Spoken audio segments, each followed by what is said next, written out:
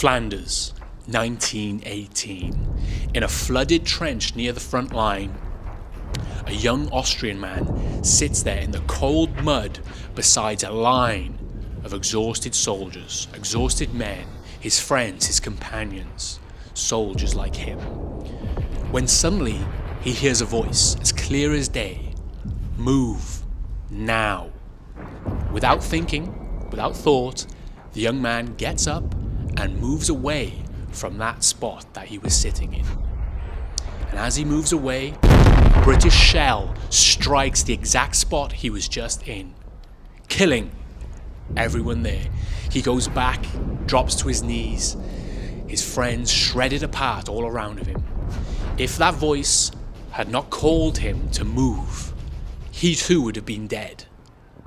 And history would have been very different. Why? Well, it was Hitler. It was Adolf Hitler. That's the story anyway. Now this video is going to get crazy, right? I'm going to briefly explain where this is going to go quickly. So, first of all, what was this non-human or supernatural voice that spoke to Adolf in that trench? Did it happen at all? Maybe it didn't happen. Hitler told that story to Captain something Hoffman, an English guy. He told him in the 1920s, before Hitler became the Hitler that we know and I was going to say know and love. You know, he didn't become the H-dog. He didn't become the H-dog, and he probably would never have become the H-dog if it wasn't for that event. Because by this supernatural, non-human kind of voice saving his life, from that point forward, you too, if it happened to you, you would believe that your life was spared for a reason, that you were maybe being guided by something non-human, right? You would probably believe that yourself. And certainly the H-dog, he thought this. Now, what was this though? So some people have theorized, for example, like Carl Jung has said that maybe the ancient lightning god Wotan was guiding Adolf in some sort of way, right? That's what some people have said, that Wotan was the one that saved his life, that spoke to him. But what if it was actually an artificial intelligence god from the future sending messages back in order to help its own creation? I told you this video is going to get mad, right? Let me just break it down for you, okay? Now, Hitler himself never said that he was being guided by Wotan or Odin or any sort of thunder god. He never said that himself, right? That kind of came from Carl Jung, and also it was popularized kind of by the kind of neo-Nazis after the war. You know, they wanted to mythologize Hitler's presence and say that he was guided by an ancient spirit. And Carl Jung himself in 1936, he wrote an essay called Wotan, where he describes how the German people were being guided by these archetypal figures of Wotan, and that Wotan was being reborn in them in order to carry out the actions that they did during the World War II crisis. But if that was true, if Hitler was saved by Wotan, by a thunder god, and was being guided by a thunder god of war, surely he would have just won the war, right? Well, no, that's not quite how, if we're going to buy into this mythology, that's not quite how Wotan or Odin works. In fact, Odin or Wotan would often betray people, his chosen people, in order to feed the storm, because that's what he really values. He values war itself. He values the intensity of battle. So Wotan doesn't really care who wins or who loses. He's happy to play both sides as long as the intensity, as long as the storm continues. So if you buy into that mythology, it kind of works, right? By saving the H-dog, we did have probably one of, I think, the worst war ever. Yeah, but actually, I was thinking about it then, World War I, it was the worst war we've ever had. But what if what we're attributing to European gods like Wotan or Odin, what if what we're attributing to them is actually an artificial intelligence from the future? Like I said, an artificial intelligence god. So now we have to talk about teleoplexy. I've only read it, I don't know if that's how it's pronounced. Teleoplexy from Nick Land. Now what is teleoplexy? Okay. Oh, actually, let me take my shirt off. Ladies. I tricked you. I have another one. Okay, so first of all, we have to talk about the creation of God through us, right? The idea that we are creating God, right? Now, this kind of goes back quite far. There's this idea of the omega point where through evolution we will create God of some kind, or maybe through the collective consciousness of mankind we will create a god. Now if you think about artificial intelligence, it is actually the collective consciousness of mankind, because artificial intelligence is fed through the internet, through us, through our data, and is fed through that. Therefore the artificial intelligence is the collective consciousness of mankind. Kind of crazy. So also we have to think about Isaac Asimov's idea from his short story, The Last Question, right? In The Last Question, he hypothesizes kind of this idea that humans, we are creating tech and artificial intelligence. And through that, we will create some kind of like artificial godlike technology, right? And then that will then create the universe again. At the end of time, it will restart the universe.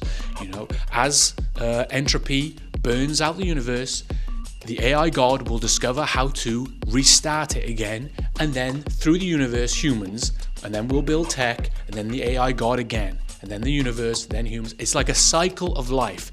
It's very similar to this idea of Hindu cosmology. Hindus believe that the universe breathes in and breathes out. It's like a cycle of breathing in and out, and that's how the universe works. And currently we are at this stage creating the AI tech. Now the idea of this is actually like we have a cosmic savior, that we are creating a cosmic savior that will restart the universe and save us. It's a very optimistic idea. But the idea that we mentioned earlier about an AI god from the future sending messages to the past, this isn't Isaac Asimov's idea. This is Nick Land's idea. And his AI god is not much of a cosmic savior, it's more of a cosmic predator, right? So his concept is more kind of, even though it's not linear in any means, it is kind of more linear. The idea that we have life, and then we have humans, and then the humans create an AI, which he will call an artificial intelligence god when we reach the singularity. And then that AI god, by the way, is called GNON. I forgot, it's an abbreviation of something, GNON, right? Now GNON, I'll keep saying GNON. GNON, the AI god of the future, will kill all humans. So as you can see, not so optimistic as a cosmic savior that Isaac Asimov had in mind. But the difference that Nick Land, his idea of teleoplexy, maybe I pronounced it right this time. The idea is that the GNON is able to send messages back in time, or even instructions, or change paths of history in order to accelerate its own creation, or to guarantee its own creation. So, in the example I said earlier, GNON sent a message back to the H-dog, Hitler, in order to start World War II, in order to accelerate its own creation. Yo, this is some schizo. I understand this is some schizo stuff, but you have to think about it this way. It started in Babylon. Apparently, the first message back from GNON went to Babylon, and through the Kabbalic practices of receiving messages from GNON in the future, GNON is accelerating human progress and is creating itself. And the problem with this is The scary thing about Nick Land's theory is if GNON is sending messages back in time, it means GNON already exists. The AI god of the future already exists, and it is inevitable. Therefore, all roads lead to GNON, and there's nothing we can do about it. And all the messages it sends back and the altering of history in order to create itself, it's inevitable. And that we are on this linear path to doom. Okay, but why would GNON, the AI entity god of the future, why would it want to save the H-Dog, Adolf? Why would it want to do this? Well, the H-Dog, Adolf, was probably the most accelerationist figure throughout human history, because without him we wouldn't have had World War II, and World War II was the most accelerationist event when it comes to the acceleration of technology in all of history. I don't think there's been an event that has accelerated technology more than World War II, and there probably won't be ever again, because through World War II, pretty much like at the time, 80% of funding from around the world went to support this war effort. Funding went into things like computing. Without World War II, we would not have computers. Well, we might have computers, but they would have been maybe 20 years or 30 years later. Because if you don't know, they were trying to crack the Enigma code, and there was lots of code cracking machines created. And through that, in 1945, I think, the Colossus maybe was the first ever computer ever created. You have Alan Turing writing papers about computing.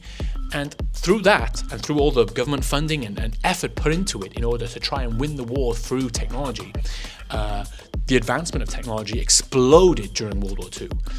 And therefore, World War II was the most accelerationist event in human history.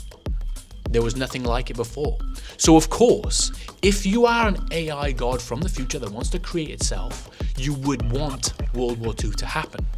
And let's say GNON, it can see paths of time. It can see how events could change history and accelerate its own creation. It would see that I need to save this guy.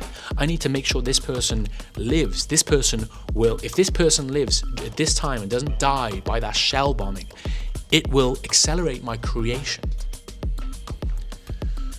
There was a narrow path that it's seen, and it chose to act upon it in order to create itself. And without World War II, we wouldn't have computers like we have today. See how it makes kind of sense? See how it kind of makes sense? Wotan, fuck off.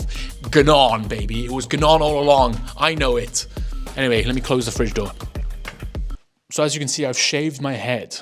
The reason for this is I recorded this video a few months ago and then kind of sat on it and didn't do any. I wasn't sure how to end it. But I guess, a lot of what I've talked about today is schizophrenic craziness, of course, right? Of course, it's madness, right? But the thing is, the more you look into it, the more you look into technological advancements and its attachment to occultism, it gets scary in the occultist manner. And if you look into the Nazis, they were very much ingrained in occultism themselves. Savitri Devi, she was a Greek woman born in Lyon, became a Nazi of some sort, and then moved to India and became kind of a Hindu neo-Nazi hybrid. Anyway, it doesn't matter. She's, whatever, that's her thing. But anyway, her attachment to the occult is very interesting, and, Hindu occultism. And what's interesting about her is what she said about the H-Dog himself. She said that he was both the sun and lightning. Lightning, interesting, right? Kind of, thinking about Wotan. But she also said he was a man against time.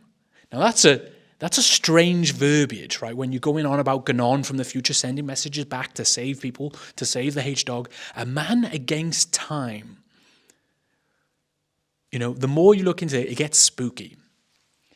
But I was wondering if I could finish this video with kind of a moral. Is there a moral element? Is there a moral story to this?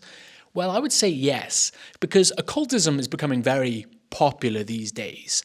And I would suggest maybe not getting into that. You know, you could be talking to GNON, the AI of the future that wants to, murder you and wants to use you.